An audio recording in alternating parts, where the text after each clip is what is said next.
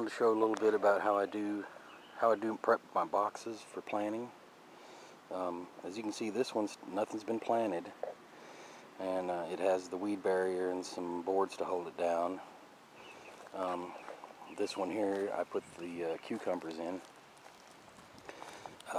and I had the weed barrier down until today. I just cut the weed barrier and planted them. But what I do is, in the fall, I put rye seed. After I pulled all my plants and everything, I put rye seed in these boxes, and it grew that rye. It looks like grass, and it looked like it was growing big lush grass all winter long. And then in July or January, early February-ish, somewhere in that time frame, I took some big shears and I mowed it all down, and then I dug it in, and that acts as that's a green manure that adds material to the soil, a good source of nitrogen. And at that point, after I did that, I covered the box with the weed fabric and some boards to hold it down, so the stuff wouldn't resprout and go crazy. And it also kind of helps solarize the soil a bit when it gets hot, and kill a little bit some of the bacteria in the top, inch or so of the soil. But anyway, I leave that stuff, and I went ahead and planted these cucumbers. Okay, and then today I finally cut away the weed fabric away from the plants. I'm going to be putting in some peppers and some various small things in this box. This box here is being saved for winter, mostly for a winter crop. The wife wants to grow some winter squash, Brussels sprouts. We can put all kind of stuff in here. And typically we'll plant that in early July, early to mid-July. Our last frost date is around Halloween-ish, so that gives them plenty of time. And a lot of those crops benefit from a good frost. So somewhere between mid and end of July, we'll direct seed the squash and stuff like that, because the soil will be nice and warm while it'll be hot, and that stuff will sprout. And if you can get it through that last bit of hot weather, they'll just do wonderful and give you a great fall crop. So that's how I kind of do my boxes. And so I'm just leaving this be, letting it solarize. I've had some disease in these boxes in the past, so I'm leaving the black stuff on there. But when it comes to growing these summer crops in here, peppers and cucumbers, I like to be able to water and fertilize easily. Leaving that black fabric on there makes it a little bit harder to do. And of course, once it gets so big, it's going to be really hard to get all that fabric out without tearing up the plant. So what I'm going to do is this evening, as the sun goes down, I'm going to put my some peppers in here and some fertilizer, and kind of scratch up the soil and kind of add some compost and stuff like that. And these cucumbers are going to enjoy that as well. But that's how I do my boxes. It really helps. Don't just. I know a lot of people they got a pretty good handle on this growing summer crops, and then once their tomatoes and cucumbers and stuff die, then it's the end of the season. Try not to think that way. Plan sometime during the middle of summer to put in your fall vegetables. In most cases, you can direct seed that, so you just plant the seeds, and they'll germinate. Just keep them watered. And once they get going, and if you can get them through the heat, then you'll have a wonderful fall crop.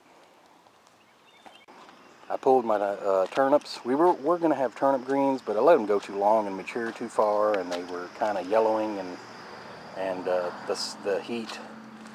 Once it gets 75-ish, 80 degrees, you got to pull your turnips, because that's just too hot, and they'll bolt, and they were bolting. I mean, you could come out one day and everything seemed fine. The next day there was a stalk with flowers on it. And that's why they call it bolting, because it happens fast. And when you see that, or any plant you have that's bolting, pull it right away. You're not doing any good by leaving it unless you're wanting to collect seed. So I pulled all those guys, and I'm going to show some pictures of pulling them, cleaning them, and I had a few of them. I tried some, and man, they're wonderful. They're not bitter. They're just fantastic, really good. little bit of salt brine water and chop them up fine. Oh, our spinach. It's yellowing. It's kind of pretty much doing its thing here. I'm going to pull these guys. I may keep some of the leaves and have salad, but they're really yellowing and carrying on, and it's not a fertilization thing. It's just that they're getting too hot, and it's hard to keep them moist, and so I'm going to pull most of this, save a few leaves that are still nice and crispy green. Just a quick review of my tomatoes in the earth boxes. Still dealing with a ton of ants. They love to get under that cover and build their little ant world. And I've got a little surprise for them I'm going to show in another video. This is the one that I had to replace, that sun gold that got tore out by that storm, so it's not quite up to size of the others. This is a Haley's Purple Comet. It's doing pretty good. Not quite as sprightly. The leaves are kind of curled a little. To me, that's a sign of there's some little bugs and things going on there, and that maybe they're not getting the water they need. I have to do a little more research. This is the Super Sioux. This is Red Boar. This is Purple Dog Creek. This is the Amazon Chocolate potato leaf version. This is the Berkeley Tie-Dye pink version. And this is a Brandywine Sudeth strain. I've really had to keep an eye on these guys. I noticed that one of them has a lot of aphids on it. The others don't seem to have too much trouble. So I've been having to kind of keep an eye on these guys pretty close. And I gotta watch it because some of those, I'm not sure if they're aphids or if they're ladybugs.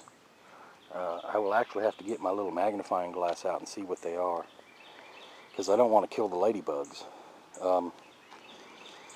And if they're not too bad, I may leave them so the ladybugs can, the ladybug larvae, those guys will eat their weight in aphids. So don't want to go crazy and just spray just because I see bugs, you know. It helps if you can get in there and kind of identify what that actually is on your plants. You may do more harm than good by killing everything. So, you know, just a little tip there. The potatoes, man, I can't keep up with these guys. I'm going to have to add soil again. I'm falling behind on adding the soil, and it's hard to do. It's so thick in here. I've got too many, I guess. So it's hard to get soil down in there and around them without just dumping soil all over them, and so it's kind of a pain.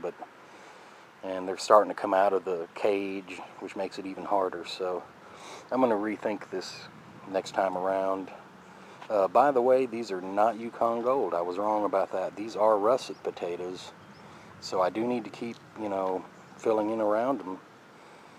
And before you know it, you're going to see some beautiful blooms on these. I'll show. They have potatoes have a beautiful flower. This is the. Unfortunately, this is a lot of the tomato transplants I had left. I sold all I could. I dealt with all I could. They had outgrown their pots. There was nothing more I could do. I had plenty of extras, but it's all not wasted. It's going into the compost pile. That's a wonderful ingredient for the compost pile. These are young transplants. They have no disease. They have no seeds. There's no problems with it, so that's really good stuff to put in that compost. Remember, if you watch my compost tea video, every ingredient you add brings its own, you know, crew of life, of bacteria and fungi and all that. This is all the greens from the turnips. There's some yellow stuff in here a little bit, but it's mostly just all the greens and soil and dirt, and all that stuff is just wonderful to put in your compost.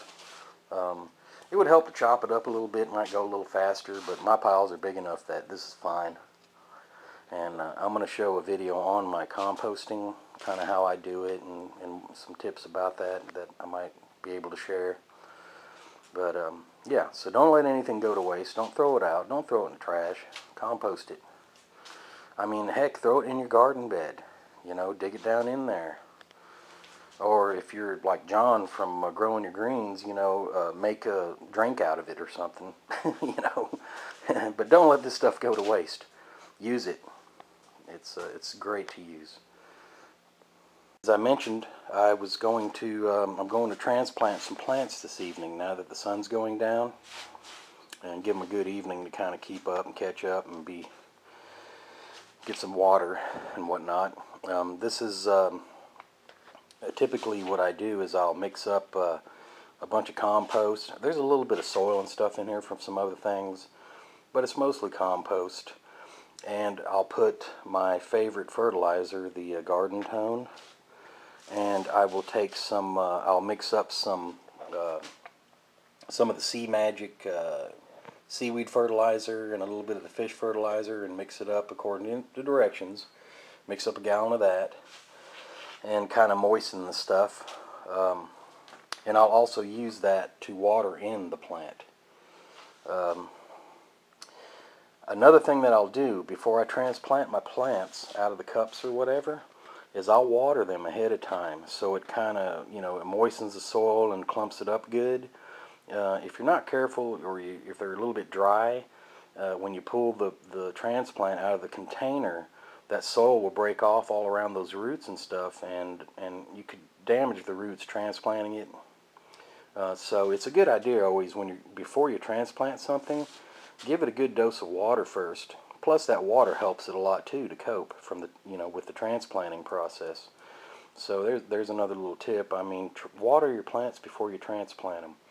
It'll keep that root ball and that soil and stuff kind of more intact, and it gives them a little bit of, they got some water.